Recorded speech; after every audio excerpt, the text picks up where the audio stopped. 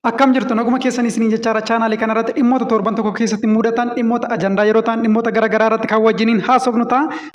Gara qophii keenyaatti darbuudhaan dura garuu gaaffii tokkoon isin gaafadha. Egaa akkuma beekamu tibbana hidhi laga Abbayyaa xumurameera. Hidhi laga Abbayyaa xumuramuudhaanis eebbisameera jechuudha. Hidhi laga Abbayyaa waggoota meeqaafidha kan inni ijaarame? Jalqabarraa eegaluudhaan bara kana haga hidhi laga Abbayyaa ijaaramee xumuramee bahutti waggoota meeqa fudhate? Waggaa meeqa akka fudhate? Koomentii irratti na barreessaa. Nama deebiseef carraa buusuudhaan kaardii abbaa birrii dhibbaan isiniif guuta. Dhimmoonni nuti irratti haasofnu keessaa inni jalqabaa du'a Ibsaa Guutamaati. Egaa mucaan kun akkuma asna bukkeetti mucaan argaa jirtan kuni TikTok irratti sirbaarra viidiyoo gadhiisee sa'aatii ja'aan booda du'uunsaa beekame baay'ee nama gaddisiisaa. Dhimmi biroo immoo dhimma ijoollee kutaa 12 qabxii kutaa 12 bara kanaatiin egaa paarsantii 8 qofa darbe gama biraatiin garuu wanti baay'ee namatti tolu immoo ijoolleen Oromoo qabxii olaanaa ta'an galmeessaniiru. Dhimma qabxii kutaa 12 bara 2017 irrattis kan haasofnu ta'a. Gama biraatiin immoo TikTok irratti viidiyoon hojjetaman tokko beekamtii argachuudhaaf viidiyoon salphinaa baay'een hojjetamaa jiru. Viidiyoo kana irrattis ni haasofna. Kan biraa immoo namoonni lama asna bukkeetti argaa jirtan kun haadha manaa fi abbaa manaa du'aniitu mana isaanii keessatti argamanii maalirraa kan ka'e du'anii isinis of eeggannoo akkamii gochuu qabdu kanan isinitti himuta agarumatti na waliin tura. Itti fufnu kan jalqabaa Ibsaa Guutamaa ejjetaa mucaan asna bukkeetti argaa jirtan kun baay'een keessan argitaniitu jedhee yaada viidiyoo isaa haala baay'ee nama gaddisiisuudhaan kan inni du'e. Mucaan kun viidiyoo TikTok irratti gadhiisee sa'aatii ja'aan booda du'uunsaa beekame. Ilmi namaa jirratuma jennuuti isa dhabamnu kanatu baay'ee na ajaa'ibanaan. Jirra jennaa utuma deemnu karoora baay'ee karoorsinaa utuma akka waan waggoota dheeraa jiraannuti utuma yaadnuti gidduutti namni tokko har'a du'aa booda du'aan beekamu. Baay'ee nama gaddisiisa. Mee viidiyoo isaa ilaalaa kan inni TikTok irratti gadhiisaa ture.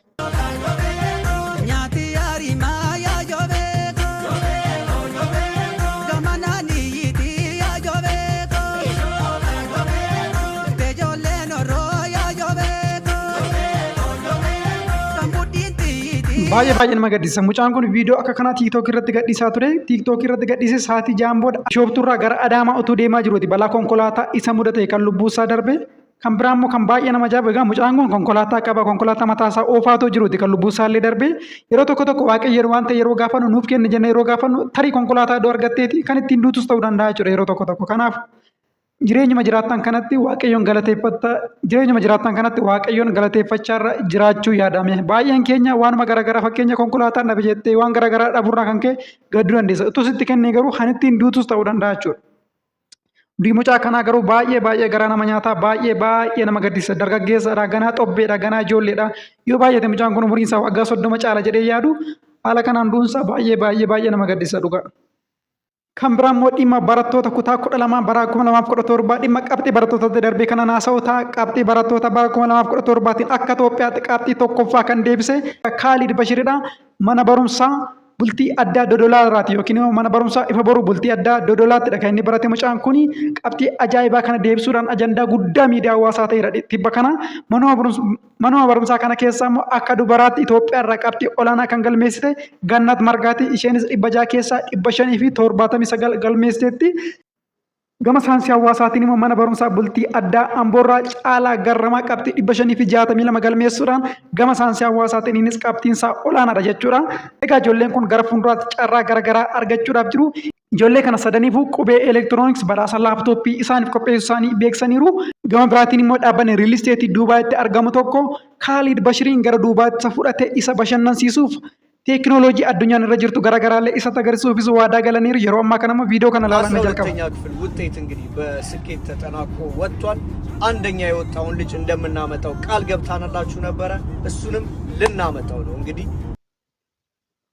egaa kun viidiyoo kanarra laaltanii jarri kun Kaalid Bashiriin gara Duubaay geessanii isa bashannansiisuuf akkasumallee teekinooloojii garaagaraa kan addunyaan irra geessee jirtu isatti agarsiisuuf waadaa galaniiru isa fudhachuufis jiru jechuudha. Ijoollee kutaa 12 ijoollee Oromoo qabxii olaanaa galmeessaniif harka rukutan yeroo tokko. Kan baay'ee nama gaddisiisu garuu ijoollee qormaata kutaa 12 fudhatan kana keessaa paarsantii 8.4 qofatu darbe. Paarsantii 8.4 jechuun lakkoofsa jira barattoota 48,929 qofatu darbe. Kana jechuun paarsantii naannoo 92 kan ta'u dhibba keessa hundiyyuu kufaniiru jechuudha. Kun immoo baay'ee nama gaddisiisa. Haasaa keenya kan biraatti immoo yeroo darbu namoonni lama asna bukkeetti argaa jirtan kun haadha manaa fi abbaa manaadha. Lamaan isaaniiyyuu gaafa ayyaana fulbaana tokko bara 2018 mana isaanii keessatti du'aniitu argamanii jarri kun maaliif du'anii kasala qabsiisanii mana isaanii keessatti otoo kasalli qabatee jiruuti balbala isaanii cufanii rafanii egaa aarri kasala haga kana lubbuu namaallee balleessuu danda'a taateen kun irra deddeebiidhaan nu mul'ata akkasumallee naannoo aguma bultii 4 yookiin immoo bultii 3 poolisii magaalaa Finfinnee akka beeksisetti jaarsa waggaa 75 illee aara kasalaatiin lubbuun isaa darbeera jarri kun lamaanis aara kasalaa qofaan lubbuun isaanii kan darbe kanaaf hadaraa keessan of eeggannoo guddaa godhan isiniin jedha kasala mana keessatti yeroo qabsiistan balbala guutummaan guutuutti cufuun qabdanii kasala keessattuu mana dhiphoo keessa yeroo jiraatanitti kasala qabsiisanii balbala guutummaan guutuutti cuftanii taanaan carraa lubbuu keessan dabarsuu qaba kanaaf hadaraa keessan of eeggadhaan isiniin jedha kan biraan madhimi nama irratti haasawaa jiru sooshaal miidiyaan dhiibbaa inni uummata irraan gahaa jiru sooshaal miidiyaan dhiibbaan ijoollee irraan gahaa jirudha namoonni beekamtii argachuuf jecha waan jirre keessa galaa jiru mee viidiyoowwan asna bukkeetti argaa jirtan kana ilaala.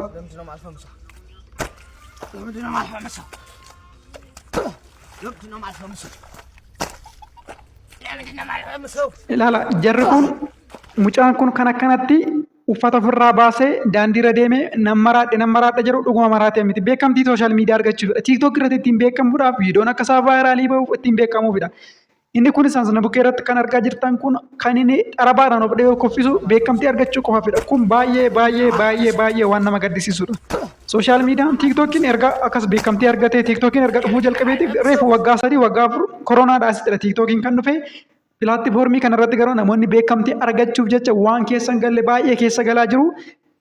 Kun safuu hawaasaa kan cabsudha, safuu uummataa kan cabsudha, wantoota ta'uu hin qabnetu ta'aa jira jechuudha. Sababa tiiktook irratti beekamtii argachuuf jecha waanuma gaarii hojjetanii beekamuu ni danda'ama. Meesh akka kanatti lafarra gangalatanii waan garaagaraa godhanii utuma beekamtiin argame beekamtiin sun maal si fayyadame? Safuu hawaasaa cabsitee waan sirraan eeggamne gochaarra utuma beekamtee iyyuu faayidaa tokko hin qabu. Kanaafuu of eeggannoo guddaa goonuu isiniin jedha.